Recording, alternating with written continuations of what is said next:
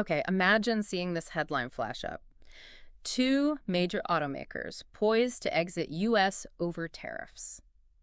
I mean, that's the kind of news that just sends immediate shockwaves, right? Through the auto industry, Wall Street, D.C., it feels really sudden, very impactful, signals, a pretty high-stakes moment. Absolutely. A real attention grabber. So today, we're doing a deep dive into some material titled Tariffs Spark Japanese Automaker Exodus from U.S.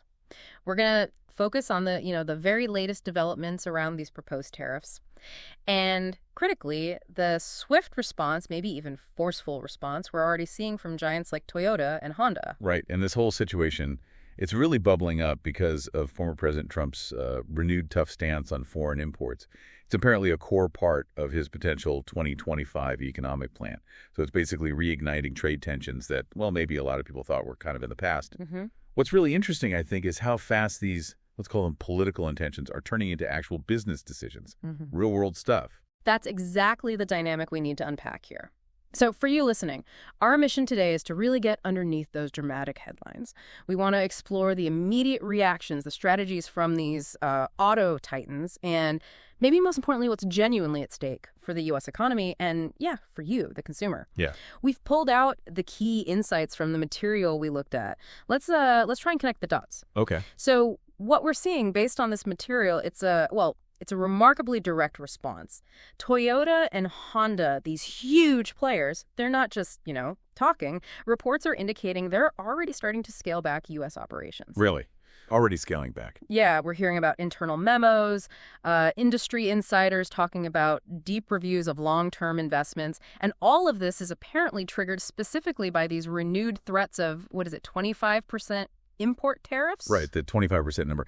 And just to be clear for everyone, when we say tariffs, it's basically a tax, right? A big one, 25%, on goods coming into the U.S. So it makes foreign-made cars or even parts much more expensive, less competitive. Exactly, which is precisely why it's sparking such a dramatic reaction. It absolutely is. And what's, I think, genuinely insightful here is how their public statements go beyond the usual corporate talk. Both companies put them out. Toyota warned, and I'm sort of paraphrasing, that unilateral tariffs threaten our partnerships, our workers. And consumers too, right? And the millions of American consumers, who rely on affordable, fuel-efficient vehicles. That's pretty direct. And Honda. Honda followed up, saying something like, economic threats won't strengthen the U.S. market. They will isolate it. Wow. Isolate it. Yeah. This isn't just standard PR. It feels like a strategic move, using their economic clout as a direct challenge. It suggests the threat isn't just, financial tinkering. It's maybe seen as existential enough to risk a public spat with a potential future administration. That makes sense. It really shows a kind of breakdown of trust, which is much harder to fix than just tweaking tariff percentages. And you can see how it might feel personal for former President Trump. We all remember the America First slogan, the fiery trade talk from his first term. He often claimed foreign car makers were, quote, taking advantage of the U.S. economy. Now, reports say he's back pushing for what he calls true trade justice. And again, singling out Japanese automakers, accusing them of flooding the market, hurting American jobs. Right. And if you connect that to the bigger picture, it kind of explains why these companies might already be looking elsewhere. What's particularly telling from the reports is where Toyota and Honda are apparently accelerating expansion. Okay, where? Mexico, Southeast Asia, and the European Union. Interesting. And this doesn't seem like a random scramble. These are areas with, established manufacturing, existing trade deals, and crucially, maybe a reputation for more predictable trade policy. Less volatile politics. Exactly. For a huge company investing billions long-term, that stability isn't just nice to have, it's fundamental. It probably outweighs the short-term cost of tariffs in just one market, even a big one like the U.S. And this is where the potential pain really hits home for the U.S. economy. If these shifts actually happen, the warning suggests the U.S. could see thousands of jobs lost, plants closing, dealerships impacted across the country. Yeah, the ripple effect. It's easy to talk about tariffs as percentages, right? But think about states like Ohio, Kentucky, Texas, Alabama, all have major Japanese auto plants. We're talking about very real, very personal impacts for those communities. Absolutely. It's livelihoods, not just policy points. Yeah. And despite these pretty clear warnings, it seems Trump isn't backing down. There's a quote from him at a rally saying something like, If Japan doesn't want to play fair, they don't deserve our market. He adds, we can build our own cars. We've done it before. We'll do it again. Now, that might resonate with some folks, but economists reviewing this, they seem far less impressed. So, okay, what does this all mean for the broader economy then? What are the economists worried about? Well, they're sounding alarms that a mass exit, if it happened, could fracture an already, let's say, brittle supply chain. Very brittle, yeah. Not just steel and aluminum, I guess. Yeah, much more than that. Think about the specialized microchips, advanced components specific to these makers, or the logistics networks built around just-in-time delivery. You disrupt that whole intricate ecosystem. Okay. It creates a domino effect. Production slowdowns everywhere, affecting job security, vehicle availability.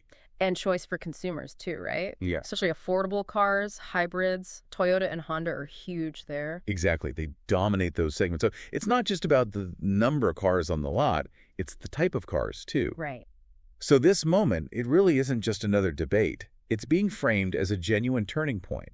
America's kind of being forced into a decision, double down on these nationalist trade policies and risk alienating key partners, or find a more maybe pragmatic approach before the damage becomes, irreversible. The stakes seem incredibly high. They are. Consider this. Japanese car companies alone directly employ over 100,000 Americans, and millions more indirectly. Suppliers, dealers, service industries. Wow, millions. Yeah. Forcing them out might score some political points short term, but the long-term economic hit could be really substantial. Right. So you've got this core conflict. Former President Trump's defiant, true trade justice stance versus this very clear message from Toyota and Honda that they, quote, won't be strong-armed. And it's important we remember, as we noted from the material, no official shutdowns announced yet. Not yet, no. But it's undeniable this automotive standoff is far from over. Which brings up a really important question, I think, for you, the listener.